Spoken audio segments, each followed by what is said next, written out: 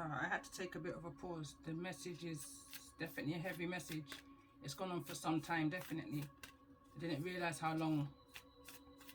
But I'm going to pull some message of guidance in regards to the energy of this Emperor. And then I'll pull another card in regards to those who may be dealing with this Emperor.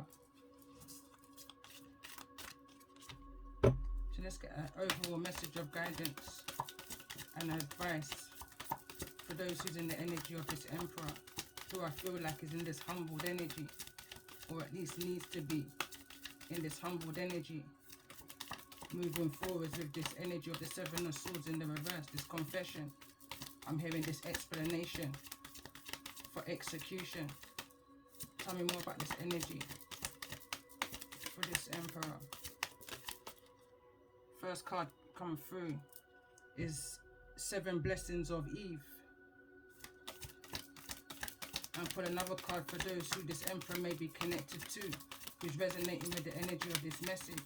I'm hearing who's on the receiving end of this 7 of Swords, the one who's hearing this confession.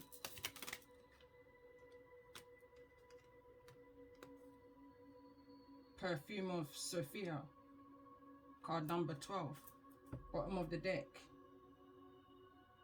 I don't know, but it's card number 38.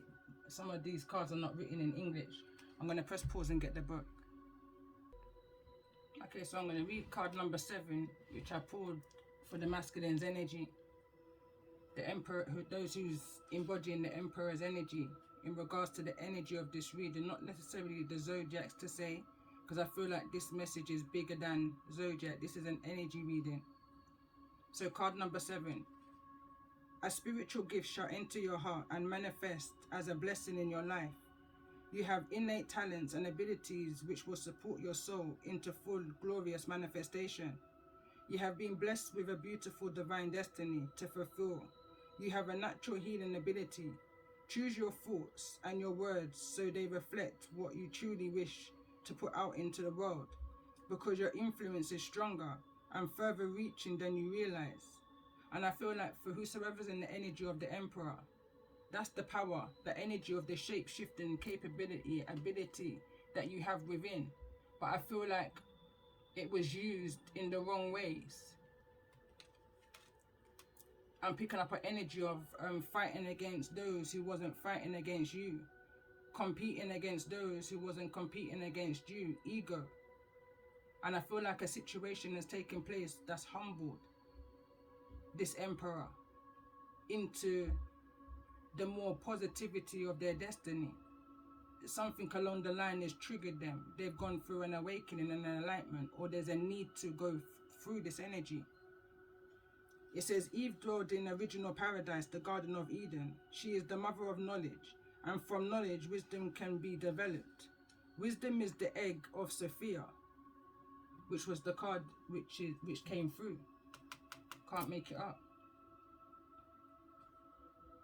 Is the egg of Sophia, the divine feminine power to the birth mother of higher consciousness, to bring forth the light of love and awareness.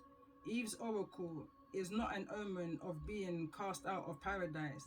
It's a sign that a false view, which has been holding you captive, is going to give way to a greater understanding which will empower you to be better of light. A priestess or a priest of the egg of Sophia. This oracle encourages you to seek the knowledge you need, to not be held captive by secrets or misinformation, and to know that from that knowledge you shall be able to shed false views, like a snake shedding its skin, and grow in wisdom. You shall know what you need to know and find your way in truth. The oracle also indicates a shift away from shame and confusion, perhaps feeling you have something to prove, or that you are not enough, or that you have to atone for a failing in this or other lifetimes. Instead, your soul is moving you towards a realization of inherent goodness and grace that is your real nature. You are blessed. You are granted a unique, unrepeatable human life. Even if you believe in reincarnation, acknowledging the soul continues to grow over many lifetimes. There will only be one lifetime when you are this you. If you treasure this life, you will become bolder, more fearless, more willing to step up as your real self, more willing to engage in healing and say yes to what makes your heart sing.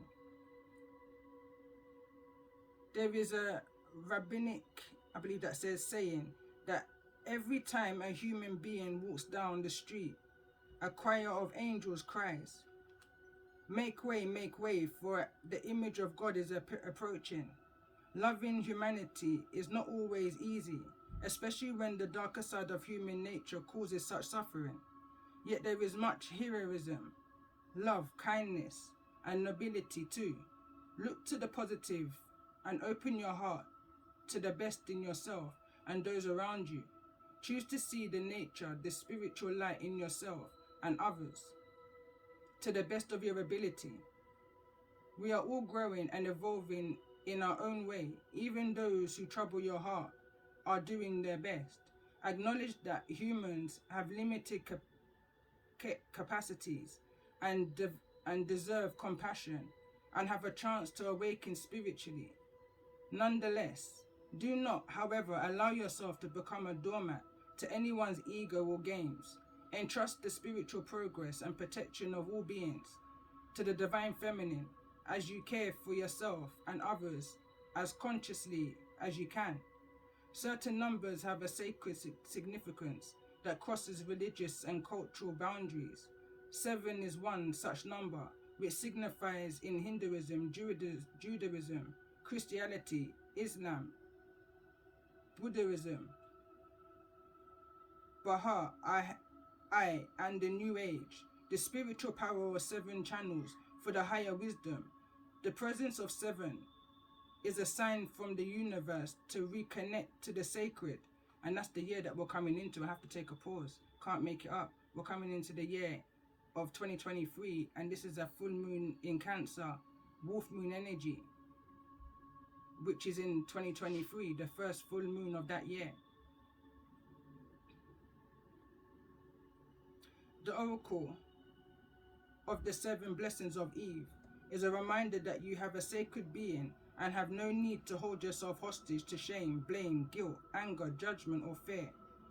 Acknowledge your connection to the spiritual knowledge. Pray, and your prayers shall be answered.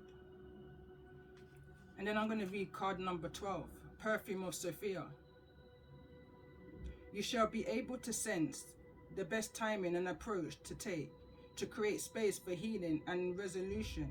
Connect your body and ground yourself in the here and now with body-friendly practices.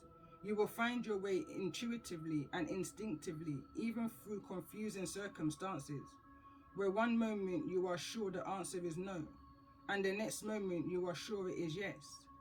Give up trying to figure the answer out right now and remain open with positive, but relaxed expectation that clarity shall emerge spontaneously according to divine timing. Trust that your question about your life will be answered even now.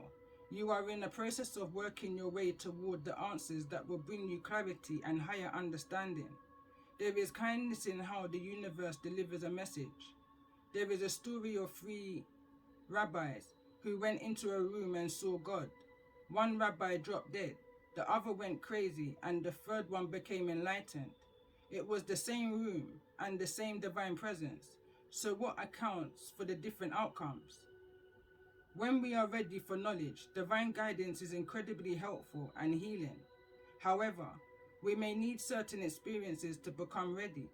There is much grace in veiling the truth, in the revealing it. There is a beautiful Sufi teaching, I believe that says that destiny is granted with compassion. Again, falls into this year of 2023, year of 7, the energy of compassion. I carry on reading. There's a time to prepare for knowledge, a time to receive it, and a time to live it. There is danger in trying to force knowledge. Force is the desire to progress faster than it is naturally taking place. It is a disconnection from the natural rhythms, the natural rhymes, the sacred feminine. the power of the knowing, and the divine timing. The oracle of the perfume of Sophia asks you to trust your nose. The spiritual symbolism of the ability to smell is the capacity for discernment. In the words of Juliet in Romeo and Juliet, a rose by the other name would smell as sweet. The nose knows. As you lean into natural timing rather than trying to force something to happen, you remain connected to your own ground of being. You won't be pushing to get ahead. You'll be in a connection with yourself. You'll be able to sense with your body and soul that which might otherwise confuse your mind, with its tendencies to argue first one way, then the other. You will instinctively sniff out the truth of a situation, then you shall be able to do something useful with the knowledge. Developing the patience required to see us through times when we cannot know something, with trust and hope for some equanimity. It is an important part of the soul journey. If such times evoke fearful and negative predictions or anxiety based on lack of belief that you can deal with whatever arises with grace and dignity, then work on those issues. Do what you can do now. Leave everything else up to the loving and wise workings of the universe. If you are pushing for resolutions and answer and understanding before it's time for you to know, you will feel frustrated. It will be more constructive and enjoyable for you to engage with what is. Will it require the development of your character, the capacity for patience, for trust and faith, for commitment and devotion? Even where there is no evidence, you shall succeed. Yes, like it shall, especially if you are carving a path that is unique and creative. To live in such a way is wonderfully courageous and inspired, and requires spiritual maturity. Aligning yourself with a greater wisdom and timing, and surrounding yourself in its service, is the basis of spiritual maturity. You will have your answers, and in that interim, you are doing beautifully. Continue with your journey. And on that note, I'm going to end the message there, and I hope this message has brought some form of clarity for you. Some kind of peace. Just guided to pull an overall energy, but I feel like the message has been within the last two cards and the last hour or so. It's been a long message, but I feel like it's been very insightful, very intuitive, very truthful. There's a lot of truth that's coming, although I haven't seen the sun card. I didn't see the sun card, but I guess you will know. You will know what this energy is when you receive it. And I feel like with the two messages I've just read, I feel like the answer's in there. Again, who are you? Where are you going? And how are you going to get there? This destiny. Bottom of the deck. This healing is going to be, it's almost like an explosion before you get to this energy of the world and this energy of this commitment. This transformation is needing to take place. And on that note, I'm going to end this message here. Love and light to you all. And I will definitely be back for a New Year's message. But I feel like this message needed to get out there. I still can't stop talking, but it's almost like this energy. I'm in this energy. Someone can't stop talking. Seven of Swords. They know that they need to bring this healing energy. They need to bring this closure in order for this wheel to be able to spin fluently.